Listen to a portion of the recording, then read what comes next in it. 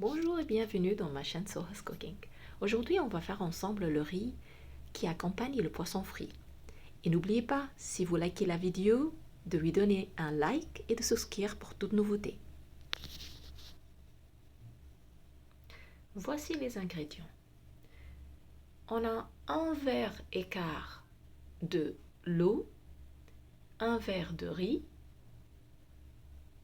puis on a ici la moitié d'une petite cuillère à café et une petite cuillère de sel fin, une petite cuillère à café de sel et un oignon rouge.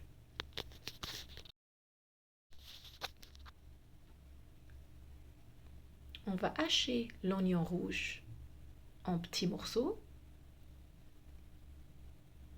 Vous pouvez utiliser le mini hachoir ou même à la main.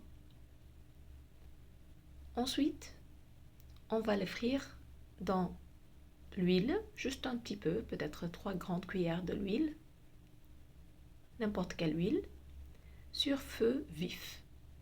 Et vous allez tourner constamment pour que l'oignon ne brûle pas. Parce qu'on doit arriver à une couleur qui est assez foncée, mais pas complètement cramée. Comme vous voyez ici, il a commencé à bien dorer, il est bien foncé maintenant. Et à ce moment-là, on va ajouter un verre et demi de l'eau ou un verre et quart selon votre riz, le type de riz que vous avez. Moi ici, j'ai utilisé le riz parfumé thaï parce que j'aime bien ce riz, il cuit assez facilement et le résultat c'est toujours impeccable. Alors là, vous voyez, je l'ai mis sur feu vif jusqu'à absorption complète de l'eau. Le riz, il est à moitié cuit à ce stade-là. Et maintenant, je vais tourner pour être sûr qu'il n'y a rien qui colle dans le bas de casserole. Je remets sur le feu, mais cette fois-ci, je le mets sur feu le plus bas possible.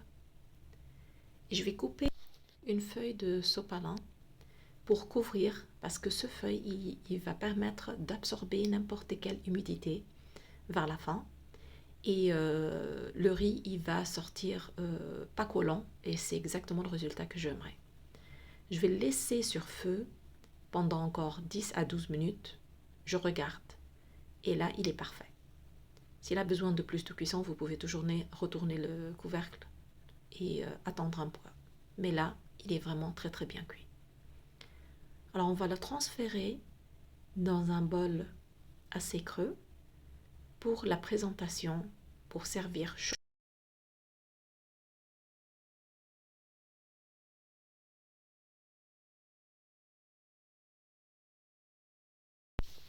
Utilisez un bol pas trop large, suffisant juste pour la quantité, car on va le mettre dedans et on va essayer d'aplatir les coins pour que ça prenne la forme de notre bol.